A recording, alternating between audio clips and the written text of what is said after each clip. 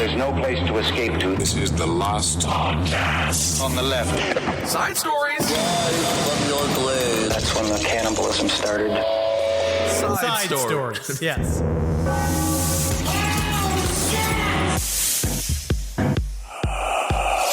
Oh, yeah. Oh, man. I'm just see these side stretches that I'm doing? I do see those side stretches you're doing, yeah.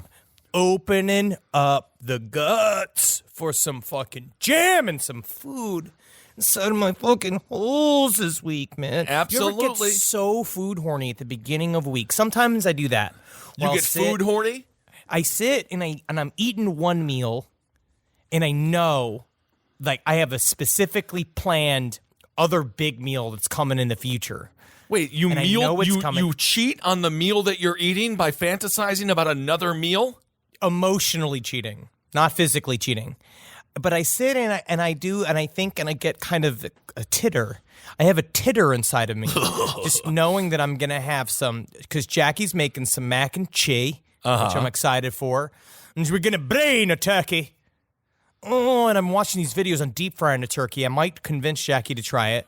Yeah, great. Oh God, I'm just getting so fucking big for it.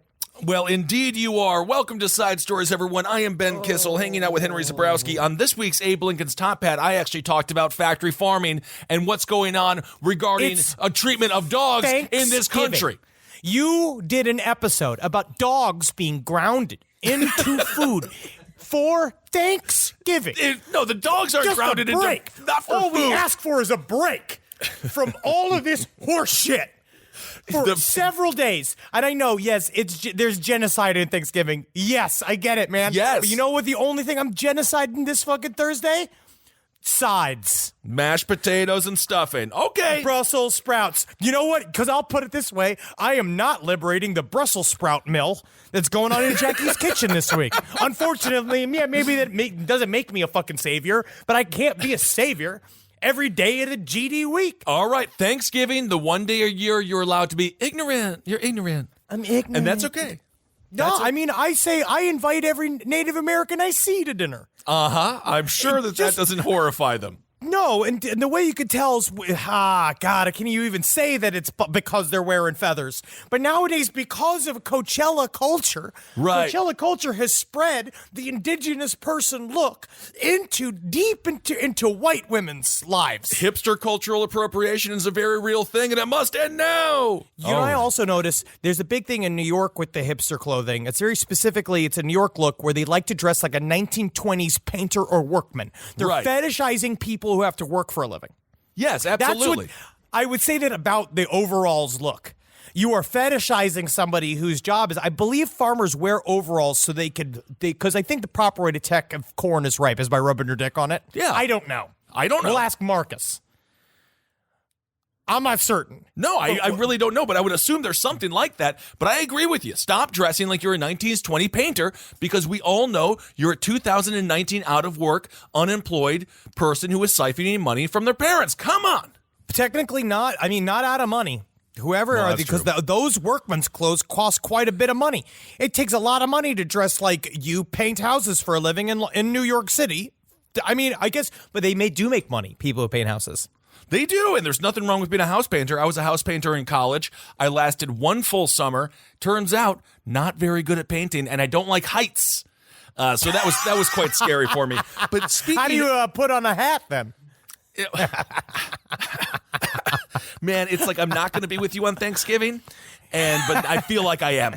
But I feel what like was I'm your there resume right for painting houses? Did you just paint one of your legs and say, "Look, there's a driveway"? Well, you don't paint driveways. But speaking of food, Henry, did you see what's going on with Papa in the house, Papa John? Papa John is wet and struggling. He is losing it. He is I guarantee you, he is hoarding weapons. He is close to a mass shooting. When he said the word, so we're referring to Papa John himself. What is his real name? Papa John Schneider. Yeah, John Schneider. Schneider. Yep. He did what he called, it's sort of like an exclusive, personal, revealing interview for what I believe is WDRB News, in which he said a lot of stuff that's pretty puzzling. And the reason why we're covering this on Side Stories is because Kissel and I are both pretty certain Papa John is about to fucking take it to the streets. Yes, this is pre-Papa John crime. This is pre-Papa John crime because he is pissed off. And the funny thing is, you won't be able to obviously see it because this is audio. We're going to play a 25-second clip here. But he is no longer the CEO of Papa John's. And the reason why that is... But he still dresses like he is. He still wears the red shirt and the khakis. Because he won't let it go. He won't let it go. He was fired. He was let go from his own company for saying a racial slur on a recorded conference call, conference call to all his people. He was role-playing. That's what he said. He was role-playing. But I don't want to talk about the nature of character on this show. I don't want it to talk about in reference to Papa John because I resent his role-playing. I agree. His role-playing stance. Because some of us, and Zbrowski, have role-played in the past. Let's get into this conversation that he had. And again, this is why he is on the Zbrowski Kissel Detective Radar. Crime Watch. Crime Watch. Pre-Crime Watch. Let's listen. I've had over 40 pizzas in the last 30 days. Livy currently and Mark Shapiro should be in jail. He has no pizza experience. He's never been in the pizza category. I would just say, stay tuned. The day of reckoning will come. The record will be straight. Why not set the record straight now? I mean, what is it about the record that's not straight? Stay tuned. Whoa! What does that even mean? Okay. And this clip comes from a Twitter account at Bubba Prague on the internet. I can't speak to what else he posts, but this is where this clip was lifted from. Number one, breaking this down. We've covered every single serial killer, every major serial killer. Now we're on to people like Haddon Clark. He is eating 40 pizzas in 30 days. To me, this is gearing up for berserker mode. What he is doing, think about how scary this is, right? Your boss is fired. This is like you're at any job. Let's say you work for, I don't know. Citgo. What? Citgo, the gas station. I always wanted to do that. You work for Citgo, the gas station. Your boss says the N-word to everybody at work. It is fired. Yeah. He now is arriving at the gas station 40 times within 30 days to test the taste of the gasoline to see it's the same.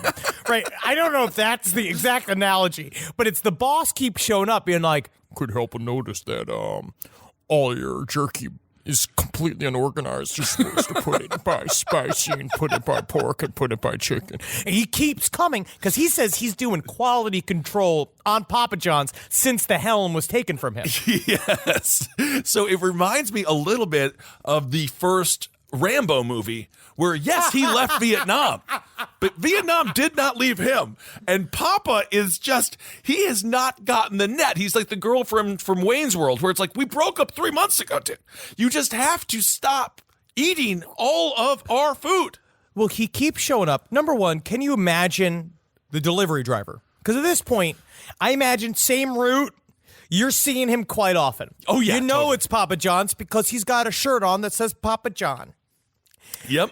You know it's him. Definitely. You have to deliver the same pizza to Papa John, who answers the door soaking wet. Because I don't know why he's soaking wet in this interview. He is literally, he looks like he just did the ice bucket challenge. Yes. He is soaked. But it's not He's like, wet. yeah, so thank you so much for delivering me this. Tell me you give me that extra garlic butter in there like I asked for. Yeah, it's always in there, Papa. Can I correct you guys, actually? He's not wearing a shirt that says Papa John's. It says Jeff Baseball. So he is not in the company anymore, but he is still wearing the company colors because he bleeds, well, red, like all of us I think bleed. that might be his new name. Is Joe Jeff, Baseball? Jeff Baseball. That might be what he orders under, is Jeff Baseball. He'd be like, there's no way they'll catch me now. 2 Chiefs pizzas for John Schneider. Actually, the name is Jeff Baseball. Yeah. Jeff Baseball. I'm an anonymous citizen living in this pizza-shaped mansion. You're, yeah, I mean, I obviously couldn't tell that this was the Papa John's compound, which is just a giant J, all pizza colored. Yeah, you're prettier than some of the other delivery boys they send my way. They must be trying to get on good terms. I'm getting back in. Papa I'm John. so close to being back in. I'm going to be slinging pizzas with all my favorite races. Each race is my favorite. I'm trying to reverse it. Come on, y'all. Papa John, Henry says he is wet, and he is wet, but he's also, I think he's covered in a sheen. Like it's a Vaseline sheen that he is wearing. And now his mask, his face, looks like he's wearing a mask because he had so much plastic surgery. And then the fat kind of grows around it. It is really astonishing. It's a thing. It's like people are leaving stuff on the floor. Do you know what I mean? They're leaving money on the table. When I get that garlic butter, I know it's recuperating factors it has towards the human skin, which is why I absolutely slather myself in it. So I'm absolutely delectable to passersby, and I get that moist realness to my skin that only the most healthy boys can have. I mean, he does look like an Italian 10. He does look like he's covered in garlic butter, and I want to lick that sweet face of his. But then, so he goes out, he's eating 40 pizzas in 30 days. Berserker mode, getting his calories, getting his cheese, getting his proteins, and getting his carbs. Do you think he's just on a treadmill eating pizza? Like, just Insane. Being like, I just gotta ruin the day. They're gonna ruin the day. And every day, the reckoning's coming. And you think at some point that he probably will have a piece of pizza that actually does hit his quality marker, and then he freaks out, like smashing the mirrors in his home, just being like, they're getting close to my secrets. They're getting close. He should be in pizza jail. Every one of them should be put in pizza Guantanamo Bay, and they should have things put inside of themselves like I did in training school. Absolutely. That is his mindset right now. A day of reckoning is coming. A day of reckoning is coming. It's coming. I just, when have you ever said that? Like, a day of reckoning is coming is the precursor to every single mass atrocity that has ever happened in the world. I'm not going to not say I haven't said it, like, real drunk alone in a hotel room by myself before. Like, I think I've definitely said it looking out onto some city, just, day of reckoning is coming for each one of you. But I do that just to make myself feel better. I would never say it to a reporter. No. Especially once the reporter does know that you are in distress, you are angry, you were the former CEO, you did start this entire company. You are Papa John. So I understand for him, he's just like, no, without me, there is no Papa John's. I think he's going to go, it's not going to be mass shooting, it's going to be mass bombing of Papa John's. It's going to be some Weather Underground stuff. It's going to get crazy, and everyone is going to know it's him. He is like a supervillain. He's just one of those guys who seems to be, like, I think especially if you're in this area, like, I imagine it's like he shows up everywhere. It's like the manager from one Papa John's is at the grocery store, and he just happens to see there's Papa John, full Papa John's outfit on, fucking chef's hat, at the various vegetables, being like, I'm doing quality control on the vegetables, trying to see if they're up to par for proper Papa John usage. It's been like, sir, please leave me alone. Be like, know where you sleep. And it looks so comfortable. Sometimes I just want to crawl in there and I want to sleep with you. Please just give me. Do you have any garlic butter on you? Ooh. I mean, they always do say true, like we're CEOs technically, but we're not Papa John, right? I think to get to that level of pizza success, you have to be a sociopath. I don't know, so man. Now you've just taken away the only thing that alleviated his sociopathy. I think he's on the loose. The only person that I can really point towards who is another pizza magnate is Herman Cain. Herman Cain is the last man of his stature to make. I mean, I guess he was vaguely almost president, but that's pizza money. You know what I mean? He's another pizza lord. But he's still in charge of Godfather's Pizza. That's still Herman Cain.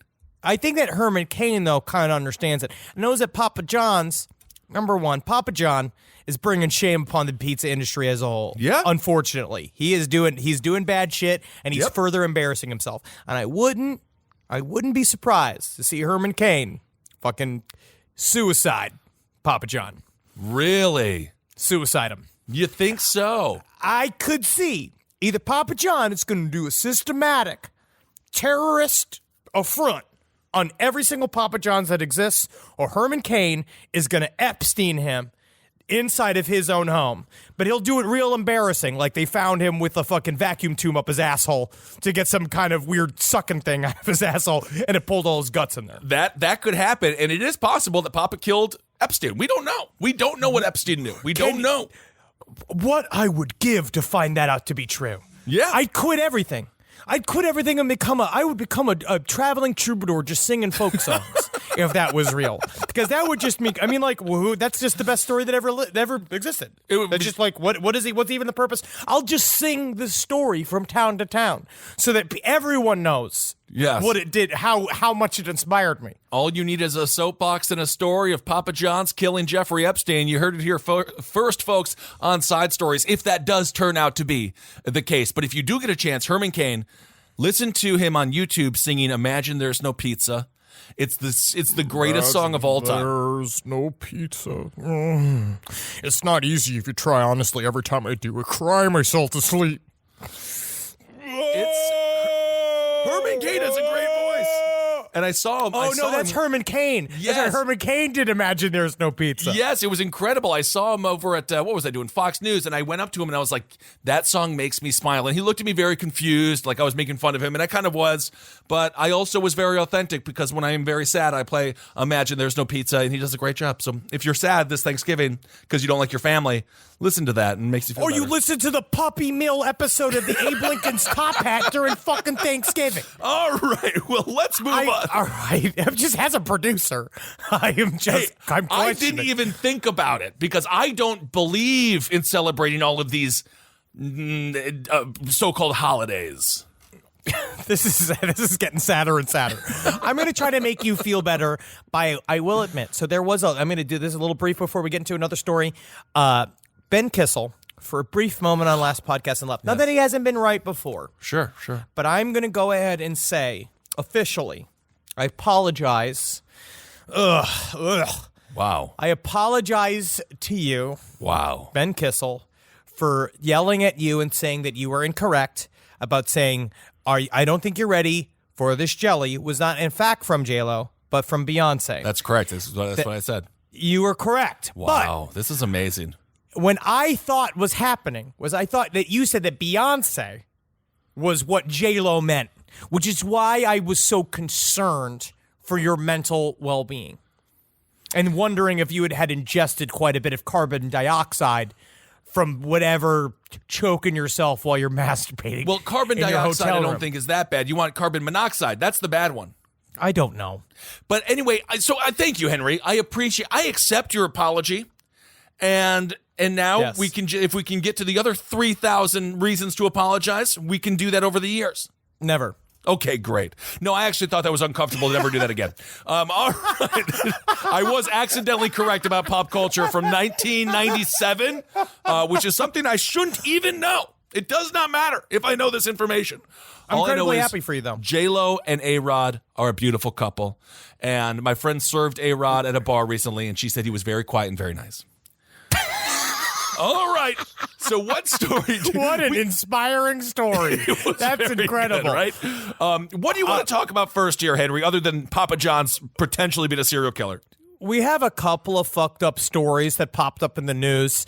One was this story that I'll just say, this is, again, happy Thanksgiving. I hope you guys are around with your family and your friends and you're ready to share some things that you learned from this week, like this story that came from Berks Regional News, WFMZ TV, about a man who killed a couple with a hammer and he set himself on fire. He also killed all the dogs and the cats in the house. This is really brutal stuff. So it was a murder-suicide. Yeah, it was a murder-suicide. It's from Reading, Pennsylvania. A Burke County couple died inside their home after being hit multiple times with a hammer by a third person who then died after setting himself on fire inside a nearby garage, according to Pennsylvania State Police, who revealed new details in the case during a news conference streamed live.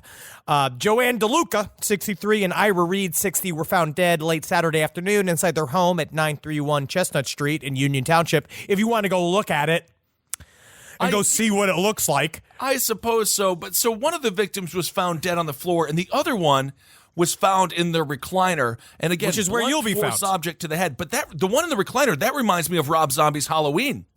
Do you remember that? Where baby Michael Myers duct tapes his very abusive father and cuts his throat. I was trying to see Halloween 2 this week because I watched the Rob Zombie remake of Halloween because, again, Kissel and I are essentially Rob Zombie apologists, and we love him. I would say I love him, but I couldn't find Halloween 2 anywhere. This is taken away from the story. So what they just said was the man didn't even die from the flames. Jeez. He covered himself in some form of flammable substance, and it looks like he died of smoke inhalation. But why did he do this? No one seems to really know. Also, I think it was one of those. This is probably the beginning of one of those Snickers commercials. He was hangry. Yeah. It could be, and turns out the whole time he was Joe Pesci. This is according to the police. They say one of our veteran investigators said it was the worst crime scene he's ever seen inside the house. This is according to Lieutenant Scott Brennan. He said the dogs, and this is again because 2 dogs and 2 cats were killed. He said the dogs had their throats slit and the cats were stomped. Police said they had no record of having been dispatched to the house for problems in the past. So it's just like, this is, be careful with your friends and your family this weekend on Thanksgiving. You never know when an aunt or an uncle is going to snap, and all of a sudden they got a hammer. But if someone's not holding a nail, standing by a piece of wood, that hammer is going into your head. Big thing is that because of the holiday, instead of immediately shooting them in the head in case the entire family's armed at dinner, I'd say give him a shot and wrestle him to the ground and get the hammer away from him, and then ask him, hey, what are you thankful for? Right. Because sometimes when I am incredibly upset, it's really, really important to remember, what are you grateful for? I'm grateful for that you pinned me to the ground and took this hammer from me because I was going to do something I was going to regret, number one. And I'm also thankful for, I love Barstool Sports. This is your uncle. Right. I'm just saying, just remember what you're thankful for this year. And then maybe if you're really feeling it, like if you're feeling the urge, like you had a dream that you were playing whack-a-mole with your entire family with a hammer, just fucking lock up the hammers. Or take a couple of hammers and throw them in the lake.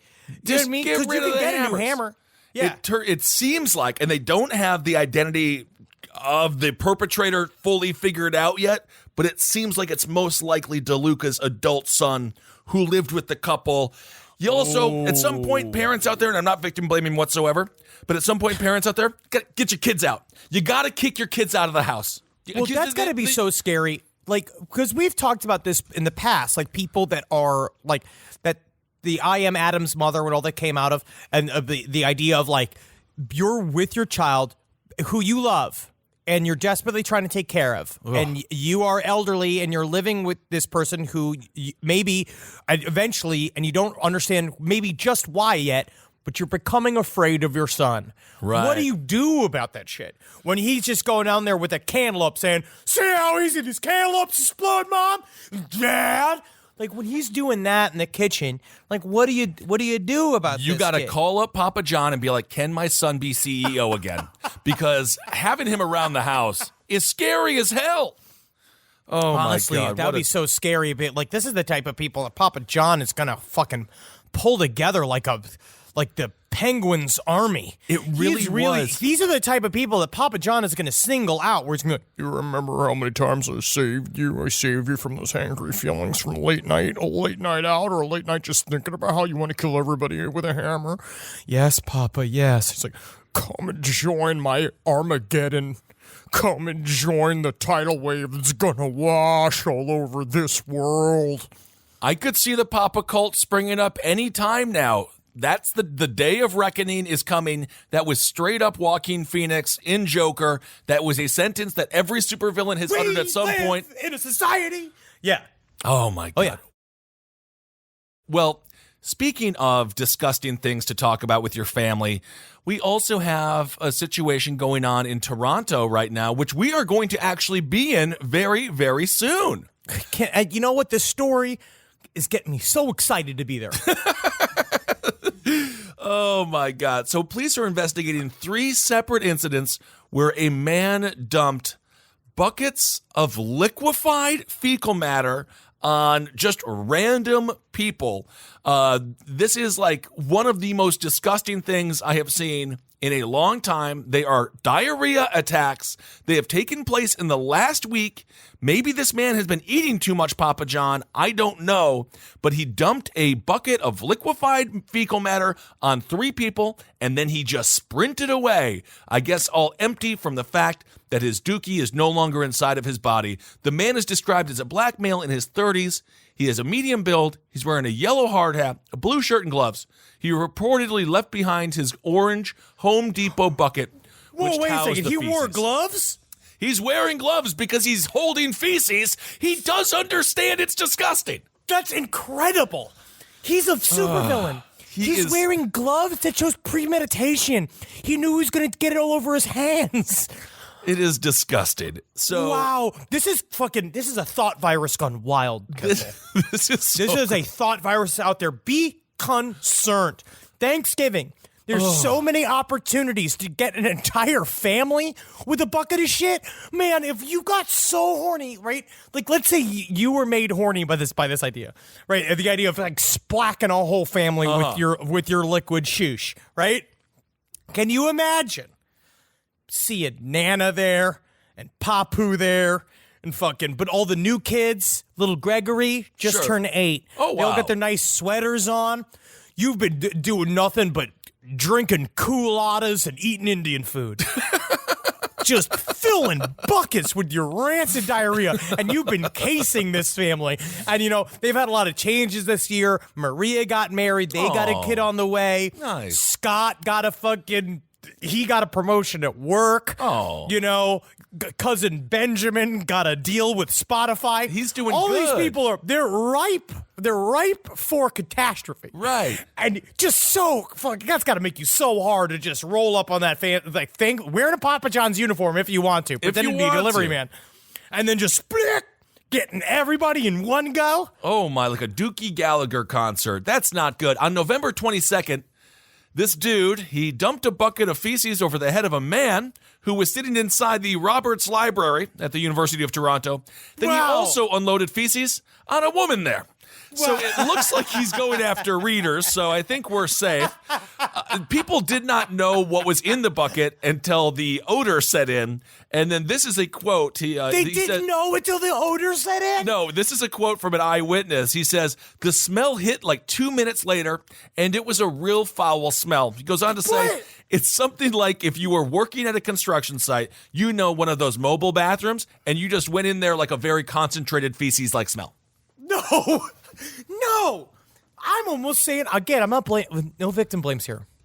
You think that they should have smelled it coming?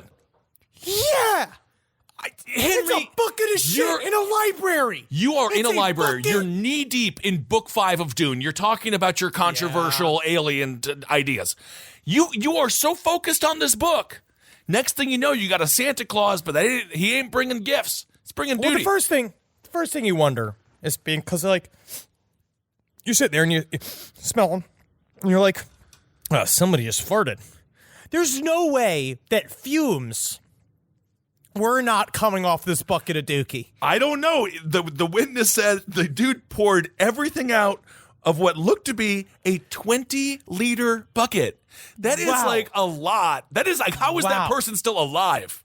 If you crap 20 liters, aren't you dead? If I was the mayor of Toronto, I'd up security. Oh, totally. I think there should be more police presence on the streets of Toronto. Sure. And then maybe we're looking at, or is this a backdoor way to create martial law? Because did you see it a little bit different? But we talked about this on Top Hat. They just renewed the Patriot Act. Yes, this is where it starts. This is crazy. This is where it starts. More feces attacks on the streets because that's a good, subtle way of getting people scared and wanting the police. Because who would not be offended about getting sprayed with a whole bucket of some homeless person's liquid shit? Or maybe he's got a job. Maybe he's got a home. He definitely hates libraries. That's all I know. Because then the other attack was 2 days later. He struck at York University Scott Library around 5 p.m. He entered the library with a bucket and poured liquefied feces on an unsuspecting man sitting at a table before he ran away.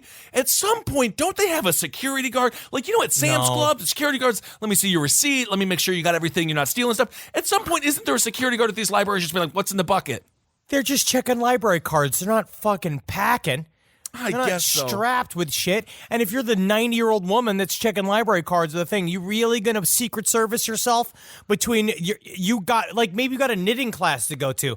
I ain't got time to get fucking liquid shit all over this nice Christmas sweater I got that I'm trying to impress my knitting group with. You gotta take the bullet. You gotta take the poo-poo bullet in this case. Your security, your front lines, you're the last line of defense to protect the great people of the library trying to read from smelling like dung. Legit, I'd rather get shot or knifed. I would be more likely to jump in front of a person with a gun or a knife than I would with somebody with a bucket of liquid shit. Because you just go to the hospital. Be a real-time thing. Yeah. Right? Think about this. Because you just go to the hospital. A lot of times, if you can't, like, you hopefully will not die. But if you get stabbed a couple times, you get stabbed. I mean, it's awful. But you get stitched up. You get some of that shit in your mouth. We don't know what he's weaponized this shit with yet either. Because he could have hepatitis. He could. I wouldn't put it past him. Yeah, he could have something in there. Because that's a big thing they're saying with the eating butt craze. There's more hepatitis is going around. I've heard this myth that they're spreading around. So this is according to the Toronto police. I mean, I don't know. I feel like bullets really hurt, and you could probably... That's tough to say. I don't know. But Toronto police spokesman Victor Kwan said the suspect didn't say anything during the attacks. And this is a quote. He said, "It was a dump and run." Kwan said the victims are obviously disgusted. He also said the police can't provide advice on how to protect oneself from being a victim of a poop-related incident. So the police were literally like, you know what, society, in this case, you're on your own. Handle it. You got to handle this. I'll say, as the chief of police at Toronto, I think it's really important for everybody to get some tactical umbrellas. Because that's a really main way. If you really want to figure out a way to defend yourself, I'd get yourself a raincoat.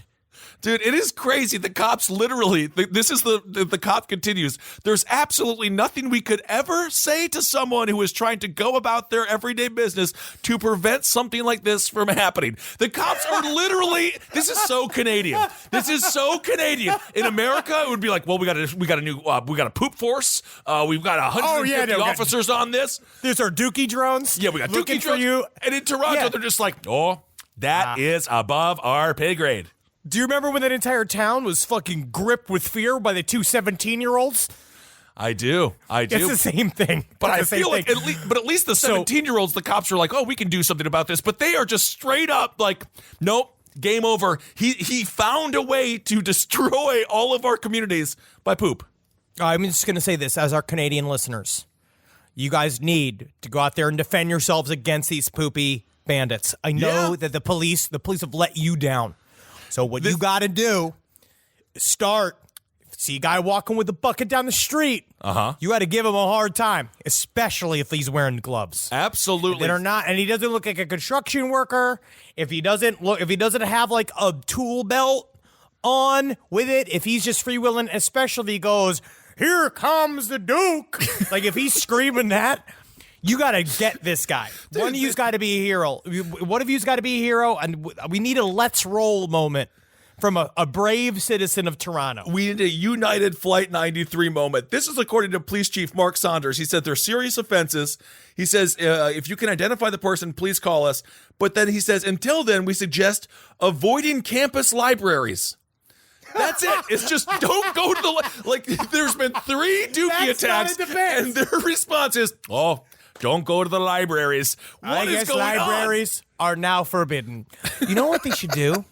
You know what's a real way to do this is to put some of those, what's that drug that you could take that makes you not shit anymore? Heroin. No. He gets heroin. It's got stuff. There's like anti-diarrhea medication. Okay. Yeah, I mean, a whole bread, a loaf of bread. No, you got to get Imodium. Imodium. I think this is a really good time for if these various pharmaceutical companies want to step up and show that maybe we should trust them again. Weaponize Imodium in Canada, like an Imodium spray, like something. Put it in the water. So is this like Glass, where we have a man who can obviously shit on command, and we need to find a man who has not shat in like 5 years to take on? Yes. I don't know. Yeah, that could work.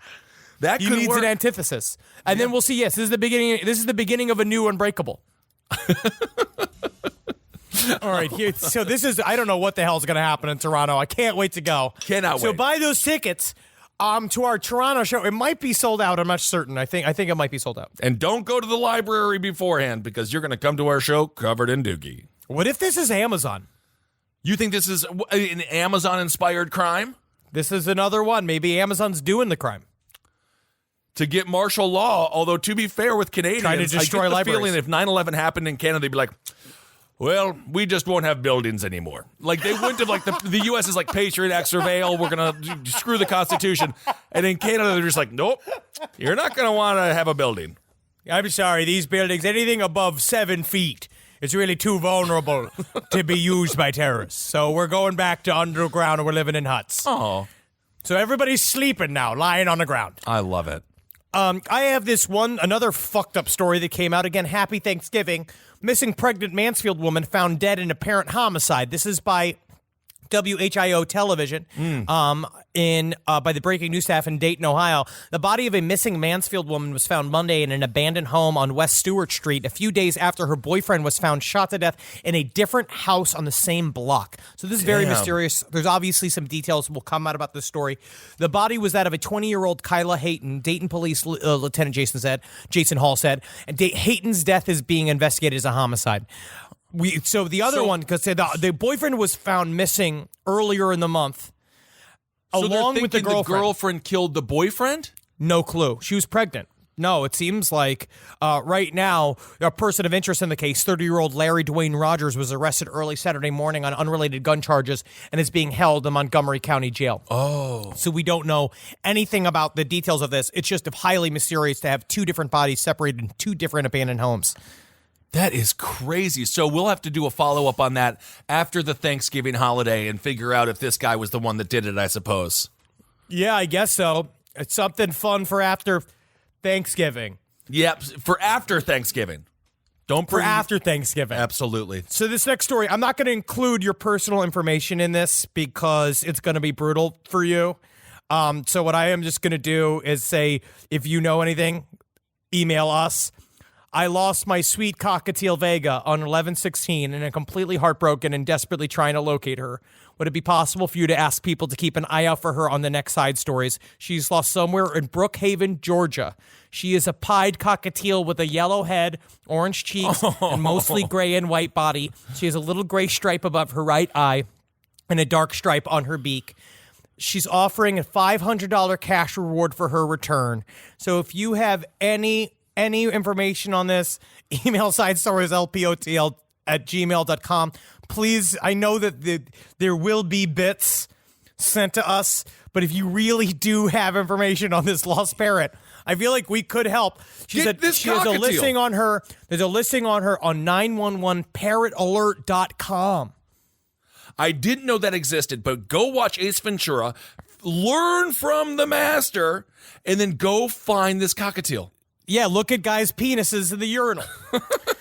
It's Vega, V as in vagina, E, G as in Greg, and the letter A, Vega.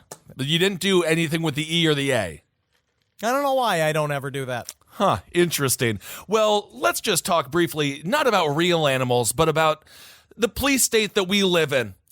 Cops have, in Massachusetts, cops now have, from Boston Dynamics, the creators of The End of the World, they have a dog-like robot. They're calling it Spot, but it's not Spot. It's not a real dog. It's a demon creature. And they're using this robot, and it is terrifying. It's raising questions from civil liberty advocates. The state's bomb squad had Spot on loan from the Walthman-based Boston Dynamics for 3 months, starting in August until November. And the documents do not reveal a lot of details about the dog's exact use, but a state I've seen the spokesperson- documents. You've seen the documents. They said it's a mobile remote observation device to provide troopers with images of suspicious devices or potentially hazardous situations. This is according to state policeman spokesperson David Procopio. He says robot technology is a valuable tool for law enforcement because of its ability to provide situational awareness of potentially dangerous environments, aka the war against the machines has begun, as I have been saying for a long time. And Henry, when you are put in cuffs, when you're getting barked at by one of these fake robot dogs, very real robot dogs, I think you're going to change your tune about your love of these robot overlords. You know, it's really difficult, right? Because as a citizen of the United States and as a person, I am concerned about law enforcement using robots. But as a sci-fi nerd, I look at this and I get so raging hard. I get so my knees start jumping because it is Snow Crash. That is straight from Snow Crash. But that's not fun in real life. It is so much fun idea-wise. It's so cool idea-wise because it's starting to happen. All the books I was reading about are starting to happen for real, and it makes me so excited that that's my problem. I'm one of those. I get that I'm a part of the problem, but if I am half cyborg, I will begin to truly understand where they come from on their end as well. You're half cyborg. You're never going to be half cyborg. It's never. But Henry, that's like all the people being like, I think we got to protect the billionaires. You never know when I'm going to be a billionaire. You're never going to be a half cyborg. That's going to be like Jeff Bezos they're going to do it. Elon Musk is already going to do it. I'm comfortable with the dissonance of thinking both sides, of understanding in one way it is very bad for humanity, but also on the other side, it's fucking rock and roll, tubular fucking, give me that nug, give me that shit, want to see that fucking dog dance around because it's a cool ass cyber dog. I'd be fucking all about it being in my home as my pet. You wait until it sexually assaults Wendy. The goal is to get the dog, if you can get one on your own, and retrofit it so that you have the same tools against the government. I think that's now important. If we want to talk about straight up robot control, that's where we're going to get to a whole new world of debate where it's like, what if we as private citizens could also have access to some of these robots? And there is more private companies that will allow us at home to purchase a guard dog robot that we can use to defend against the police state's robots. Well, I don't know if we can afford that at this point, and I don't know if they're going to let us have them. But we'll see. I'm certain that there will be private companies that will see the need for this and begin to create affordable attack robots that you can use in your home, much like you'd use a gun, right? Is that so far off? No, I don't think that is that far off. This robot has a 360-degree low-light camera and an arm. I don't remember dogs having an arm like that can be used to open doors and stuff, but whatever. That's the best part about building your own dog. Yeah, and this is according to the company. They say this dog is not intended to physically harm or intimidate people. Its very existence is indeed intimidating. And then they said part of our early evolution process with customers is making sure we're on the same page for the usage of the robot. So up front, we're very clear with our customers that we don't want the robot being used in a way that can physically harm someone because that's the way that human beings do. Human beings They said it. All we do is create things that harm people. That is like in our genetic code.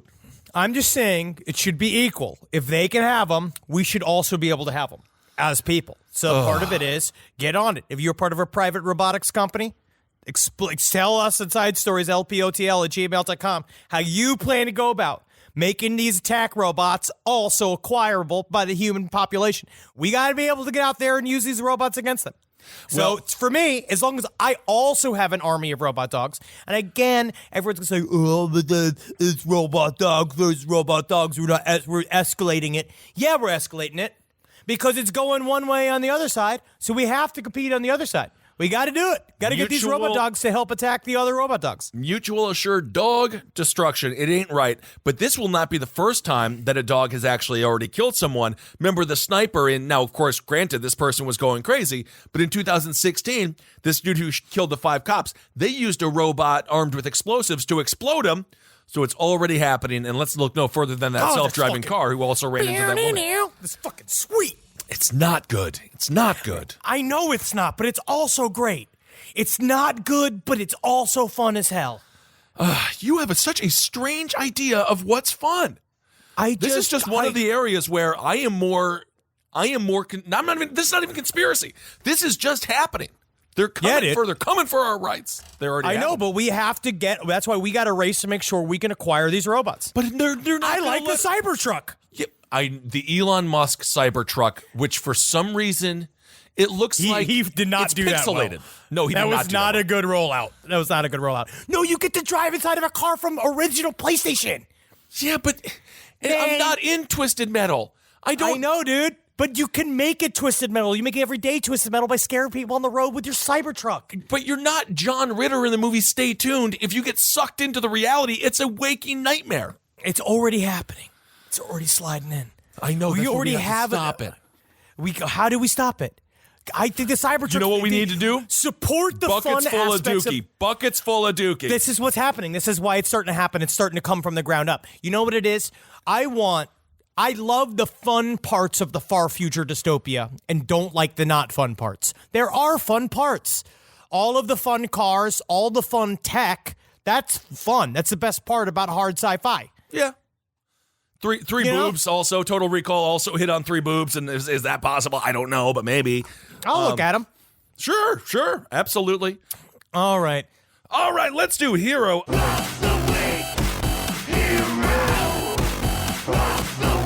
This Hero of the Week, she's actually, this isn't so much in jest. She really is a badass. Yeah, you made a good choice. This is actually like a choice. She is a hero. Yes, she is. She's an 82-year-old. She works out constantly. She's very, very buff. A man made a horrible decision by breaking into her apartment. She is the World Natural Powerlifting Federation's Lifter of the Year in 2014. Again, 82 years old.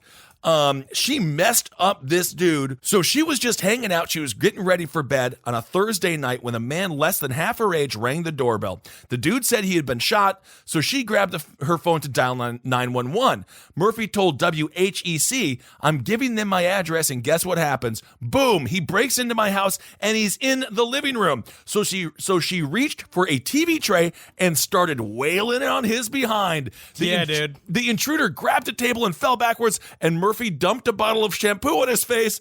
Murphy had forgotten about the police dispatcher on the other end of the line, but authorities arrived shortly after and took the man to the hospital. Murphy told ESPN last year that her 3-day-a-week workout routine at Rochester's YMCA included bench pressing, deadlifts, and strict curls.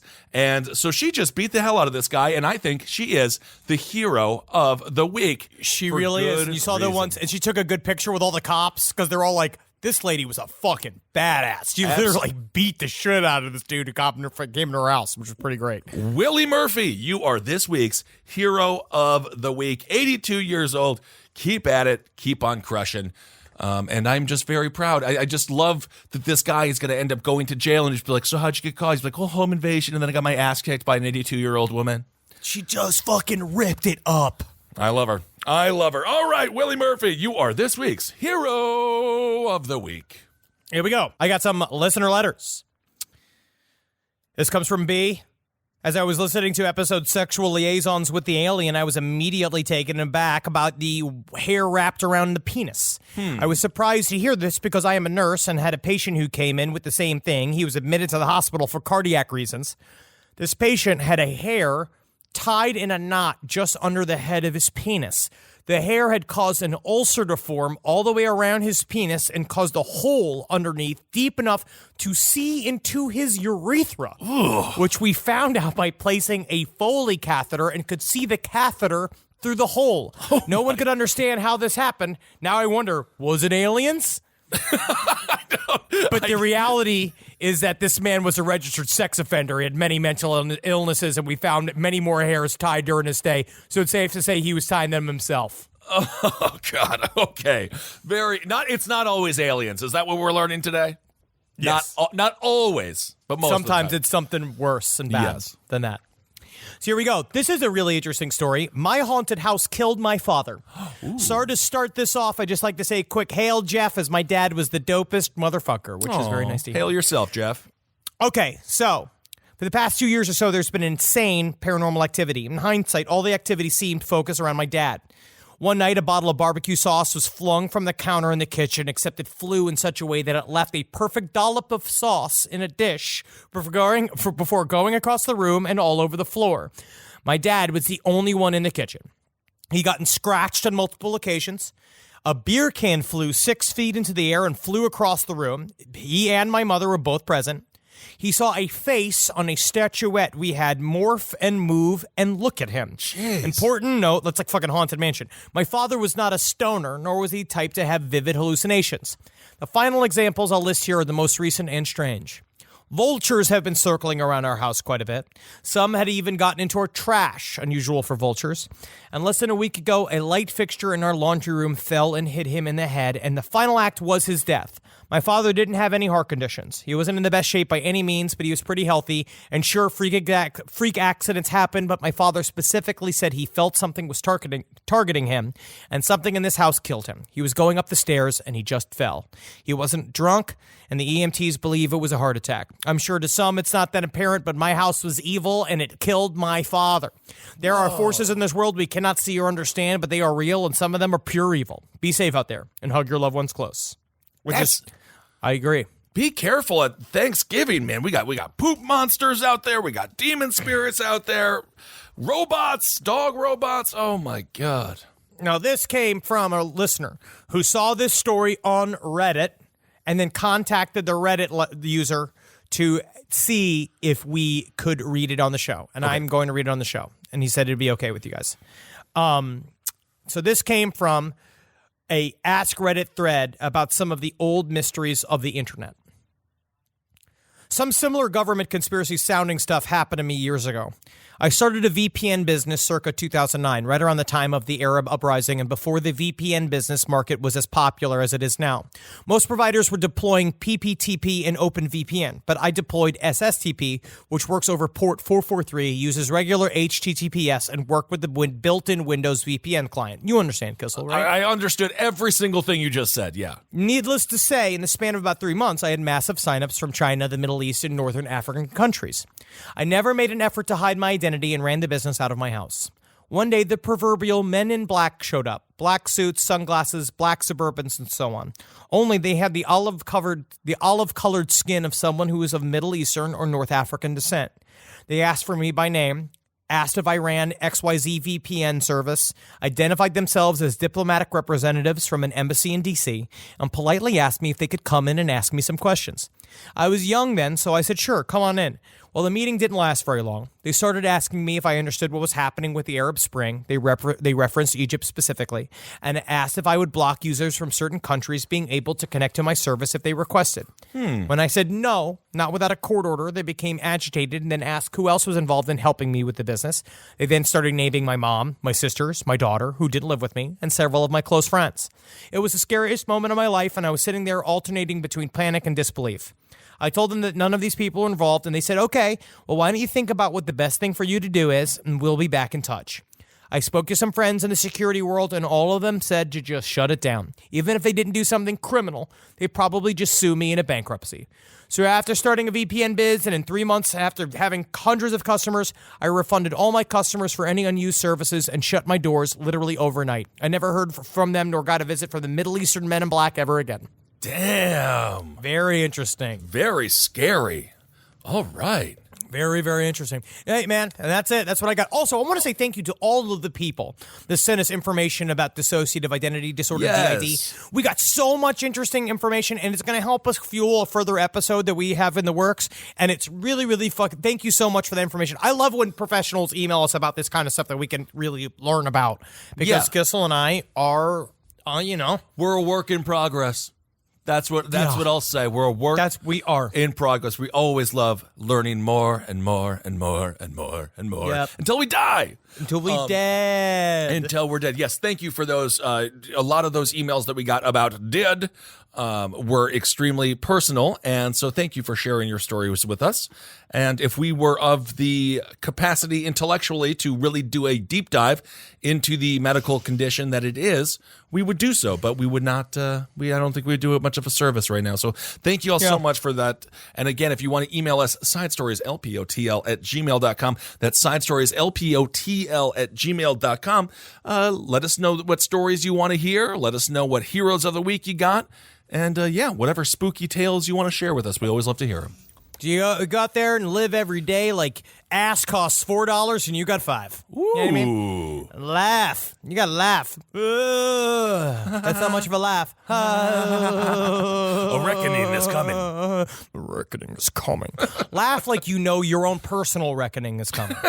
And that you're going to go out there and you're going to equalize every single person that's ever wronged you in this life. And I assure you, you put that intention out there, you will start felling your enemies one by one by one. And you gotta love watching the surprised look on each one of your enemies as they see finally, the knife that was in your boot is unsheathed, and it is deep inside of their heart. And they know then that you have been patient enough to wait to the proper moment when they were their most vulnerable. And then you laid waste to them and their futures. Well, don't Happy do any of Thanksgiving. that, but you should live, laugh, and love. I think that that's good. Don't stab anyone over Thanksgiving. There's certainly No already been hammers either. no hammers, no dookie buckets. Not in America. No, not happening. All right, everyone. Seriously, have a great Thanksgiving, and we will be back next week. This week, we do not have... No last pod this week. Yeah, no last pod this week. We're going dark. The network's going dark, except for Kissel's fucking incredibly depressing show about turning dogs into food. It is informative. And The life... network is going dark for 1 week because we're going to have a week with our families and do this shit. We'll be back next week. We got a bunch of fucking stories lined up. We can't wait to get back in the last pod. We got a bunch of new stuff lined up for December. Yep. And the research has already begun for episode 400, which is going to be incredibly thick. Mind-blowing indeed. Thanks for everyone who came out to Portland, Maine, to Northampton, and, of course, to Buffalo. Thank you all so much. We had a great weekend in the Northeast, and everyone was just incredibly sweet, so thank you all so much. All our boys, and we had a lot of fun. Northampton, shout out to Timmy, shout out to Sarah, and give a shout out to Stega. 666, finally met y'all. So nice to meet you, dude. Absolutely. And then, of course, we also had a great time in Buffalo where Henry and I went bar hopping, and we saw a total of 4 people, and we were 2 of them at every bar. Nobody was out. we went on a bar crawl. Like, we went to like 4 bars, and we didn't see anybody. And there was that was it the Irishman? The Irishman. That's where everyone said to go. And It was terrible. But everybody else was great. They were just mean Laughlin's to was us really for no nice. reason. We just, very mean. I don't know why they were mean to us, but whatever. We're two weird looking gingers, you know. I guess what should we expect? The world hasn't evolved that much, you know. Yeah. All right, everyone, hail yourselves. Hail Satan. Magustalations. And get out there and support Papa John. No, don't support Papa John. Papa John is a bad person. Oh, support Domino's. Sure. All right. This show is made possible by listeners like you. Thanks to our ad sponsors, you can support our shows by supporting them. For more shows like the one you just listened to, go to lastpodcastnetwork.com.